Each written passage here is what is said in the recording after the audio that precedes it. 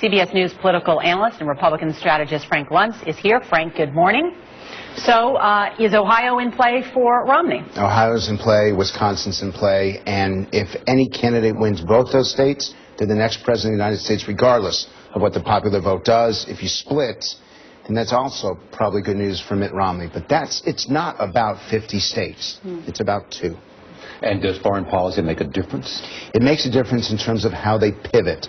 The key is, how do you define national security? If you can define it in terms of our debt, our deficit, that a weak economy is weak security, then that is the advantage for Mitt Romney. If it's defined by experience, by leadership, then that may be the advantage for Barack Obama. It's unclear. It's the least interesting in terms of the voters' mindset, but it's the most important because it's only 15 days until the election. Some people have always argued that if the race is tight in a competition between an incumbent and a challenger, it goes to the challenger.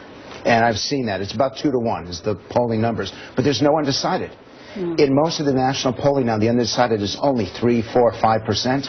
So that's an advantage of less than 1/2%. This one is too close to call. That was quite a statement you made in the tease leading into your segment when you said whoever wins this debate tonight, you said wins the election. Why this debate is so crucial now. Debates seem to have taken on a different meaning than they have in past elections. And that's correct. I can't think of anything since 1980 when Ronald Reagan debated Jimmy Carter with less than a week to go, and that changed the whole dynamic.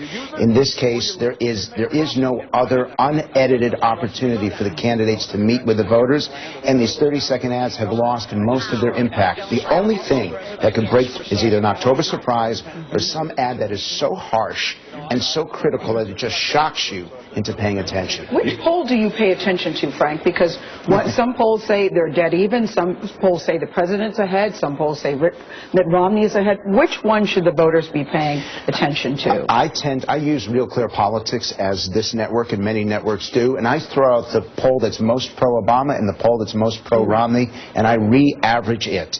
And that, if you do that process, Barack Obama has an advantage of 0.6% nationwide. That's how close it is. But you also care about what's happening in the battleground states, like our Ohio poll, for instance. Tonight's debate, Bob Schieffer moderating, it's on foreign policy. Who do you think the format favors? I mean, in the subject matter, too, foreign policy. Well, Obama's got the experience. The president's been there for 4 years. He had to fight this same battle back in 2008 against John McCain, and he did fine in the foreign policy aspect. And he's got some strengths, most importantly, the death of Osama bin Laden. And you could count the number of times that he will mention that. But he's also got a weakness, which is Benghazi. And the public wants to know what really happened. But in the end, I don't think it's about foreign policy. I think it's about the attributes and character traits of the candidate. Who do you trust in times of crisis? That will be the determinator of who wins this evening. On questions of leadership, has not Governor Romney been leading President Obama? He has been, but this is the toughest issue for him.